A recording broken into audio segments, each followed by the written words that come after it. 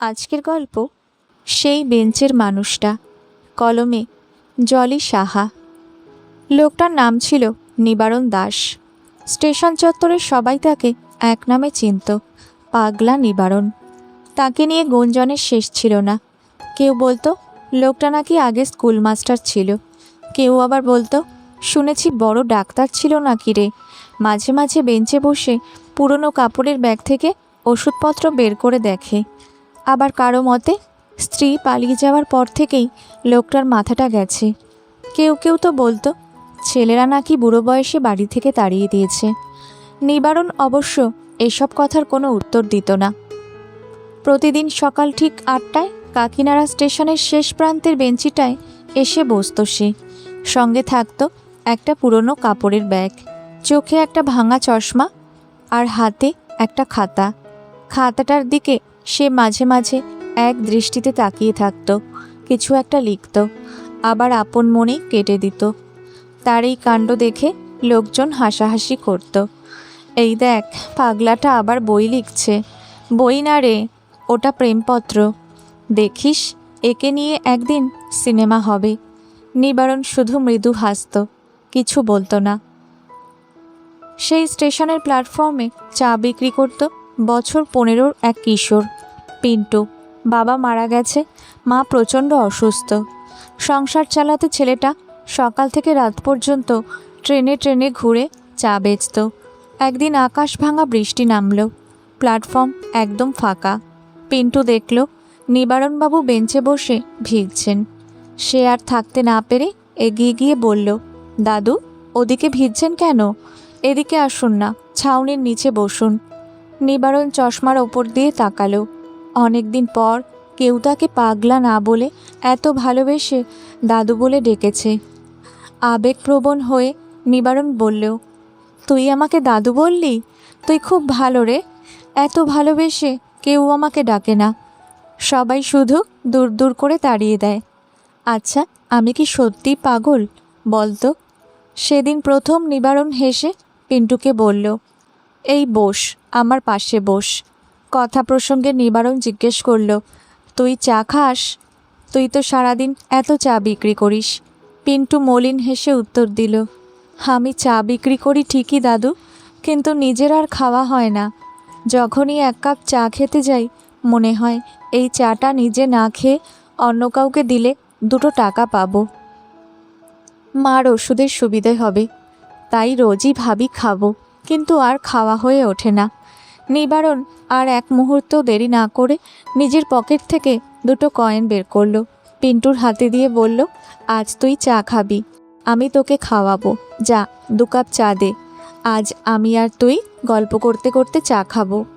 সেদিন থেকেই দুজনের মধ্যে এক অদ্ভুত বন্ধুত্বের সূত্রপাত হলো। প্রতিদিন শত ব্যস্ততার মাঝেও পিন্টু কিছুটা সময় বের করে নিবারণের পাশে এসে বসত।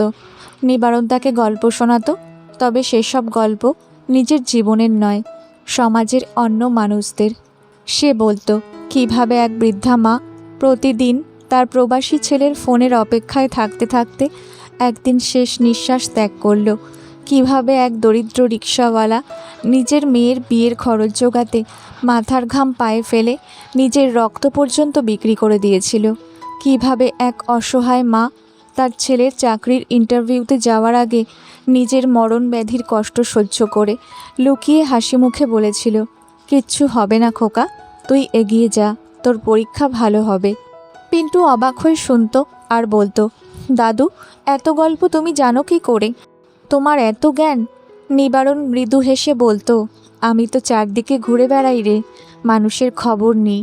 মানুষের পাশে গিয়ে দাঁড়ালে মানুষ নিজের গল্প নিজেই উজাড় করে বলে, আর আমি শুধু আড়ি পেতে থাকি নতুন কোনো গল্পের আশায়।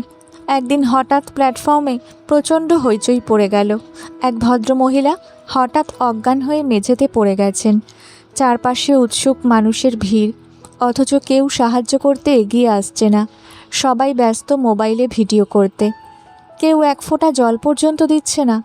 তাই দেখে নিবারণ আর স্থির থাকতে পারল না।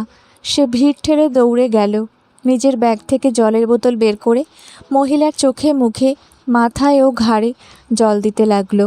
ভিড়ের মধ্য থেকে কয়েকজন চিৎকার করে উঠল, এই পাগল, সরে যা এখান থেকে, মুখের মধ্যে ওটা কি গুজে দিচ্ছিস? কিন্তু নিবারণ কারো কথায় কান না দিয়ে মহিলার মুখে একটা ওষুধ দিয়ে দিল। কিছুক্ষণের মধ্যেই মহিলাটি চোখ পিটপিট করতে লাগলেন। নিবারণ পিন্টুকে ইশারা করে বলল, জলদি গিয়ে স্টেশন মাস্টারকে ডেকে আন। মিনিট 10-এর মধ্যে ভদ্রমহিলা সম্পূর্ণ সুস্থ হয়ে উঠে বসলেন। পিন্টু অবাক হয়ে জিজ্ঞেস করল, দাদু, তুমি ওটা কী ওষুধ দিলে যে উনি এত তাড়াতাড়ি ঠিক হয়ে গেলেন? আশেপাশের লোকজনও তখন বিস্ময়ে থমকে গেছে। একজন জিজ্ঞেস করল, মশাই, আপনি কি ডাক্তার? নিবারণ একটু চুপ করে রইল। ভাবল, সত্যিটা বললে হয়তো কেউ ব্যঙ্গ করবে, বিশ্বাস করবে না।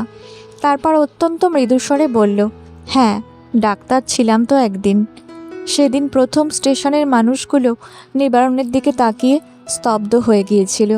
তবে সময়ের নিয়মে কদিন পর সবাই আবার যে যার মতো ব্যস্ত হয়ে পড়ল। লোকটা আগের মতোই সেই বেঞ্চে বসে থাকতো, কেউ আর তেমন পাত্তা দিত না। তারপর শীতের এক কনকনে রাতে পিন্টু স্টেশনে এসে দেখল নিবারণ তার চেনা বেঞ্চিটায় নেই। শুধু বেঞ্চের একপাশে তার পুরনো কাপড়ের ব্যাগটা ঝুলছে। পিন্টু এদিক ওদিক অনেক খোঁজাখুঁজি করল, কিন্তু দাদুকে কোথাও পাওয়া গেল না। অস্থির মন নিয়ে সে ব্যাগটা খুলল। ভেতরে দেখল একটা ডায়েরি, আর তার ওপরে একটা ছোট্ট চিঠি। চিঠিতে লেখা, পিন্টু, মানুষ আমাকে পাগল ভাবলে আমার সুবিধাই হতো রে। কেউ সহজে কাছে আসতো না, ফালতু প্রশ্ন করতো না, আর সেই সুযোগেই আমি মানুষের আসল রূপটা দেখতে পেতাম। আমি বহু বছর এই শহরের এক নামী বড় ডাক্তার ছিলাম। অপারেশন থিয়েটারে কত শত মানুষের প্রাণ বাঁচিয়েছি, কিন্তু নিজের স্ত্রীকে বাঁচাতে পারিনি। সে রোগ ব্যাধিতে মরেনি রে, মরেছিল একাকিত্বে। সে শুধু একটু আমার সঙ্গ চেয়েছিল, যা আমি কখনো দিতে পারিনি। সারাক্ষণ অপারেশন, রোগী আর ডাক্তারি নিয়েই মগ্ন থাকতাম। আমার স্ত্রী ঘুরে বেড়াতে খুব ভালোবাসতো। আমি বলতাম আমার ওপর কতগুলো মানুষের জীবন নির্ভর করছে। আমি এখন সব ছেড়ে কিভাবে যাই? আজ যাব, কাল যাব করতে করতে আর কোনো দিনই আমাদের কোথাও যাওয়া হয়নি। সে বড্ড অভিমান নিয়ে চলে গেছে। সেদিন বুঝলাম, মানুষের শরীরের চিকিৎসার চেয়ে সমাজের মনুষ্যত্বের চিকিৎসা বেশি দরকার। এই খাতায় আমি স্টেশনের অবহেলিত সাধারণ মানুষের সুখ দুঃখের গল্পগুলো লিখে গেলাম। যদি কোনো দিন সুযোগ পাস, এটা ছাপানোর ব্যবস্থা করিস, আর লেখকের নাম দিস সেই বেঞ্চের মানুষ। চিঠিটা পড়তে পড়তে পিন্টুর হাত কাঁপছিল, চোখ দিয়ে জল গড়িয়ে পড়ছিল। এর 2 মাস পর শহরের একটা ছোট প্রকাশনী থেকে একটি বই প্রকাশিত হলো।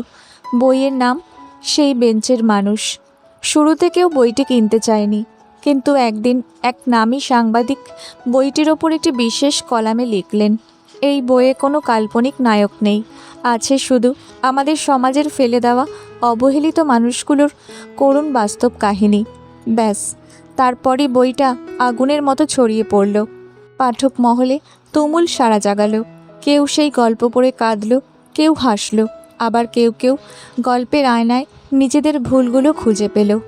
একদিন বইমেলায় এক বিশেষ অনুষ্ঠানে পিন্টুকে মঞ্চে আমন্ত্রণ জানানো হলো।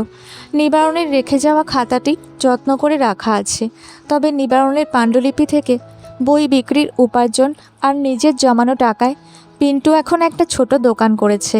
মায়ের ভালো চিকিৎসা করাচ্ছে এবং নিজেও আবার স্কুলে ভর্তি হয়েছে। হাজারো দর্শকের সামনে মঞ্চে দাঁড়িয়ে মাইক্রোফোনের সামনে পিন্টু শুধু একটা কথাই বলেছিল, যাকে আপনারা সবাই এতদিন পাগল ভাবতেন, তিনি আসলে পাগল ছিলেন না। তিনি ছিলেন আমাদের সমাজের ভেতরের মৃত অংশগুলোকে বাঁচিয়ে তোলার এক আসল ডাক্তার। পিন্টুর কথা শেষ হতেই পুরো হলঘর নিস্তব্ধ হয়ে গিয়েছিল। মানুষের চোখের কোণ সিক্ত হয়ে উঠেছিল। আজও কাকিনাড়া স্টেশনের সেই শেষ বেঞ্চিটায় মাঝে মাঝে কেউ না কেউ এসে ফুল রেখে যায়।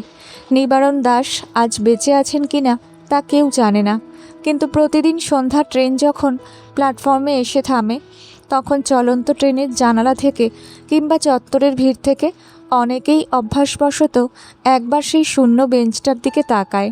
স্টেশনের এক কোণে পড়ে থাকা সেই কাঠের বেঞ্চটা যেন প্রতি সন্ধ্যায় এক নীরব প্রশ্ন ছুড়ে দেয় সভ্য সমাজের দিকে, আমরা কি সত্যিই মানুষকে চিনতে পারি, নাকি নিবারণবাবুর মতো মানুষদের হারিয়ে ফেলার পরেই শুধু তাদের আসল মূল্যটা বুঝতে শিখি? উপরের বেশভূষাটাই সব নয়। যাকে আমরা প্রতিদিন ভুল নামে ডেকে যাচ্ছি, সাধারণের ছকের বাইরে চললেই যাকে পাগল বলে তকমা দিয়ে দিচ্ছি, সে হয়তো পাগল নয়,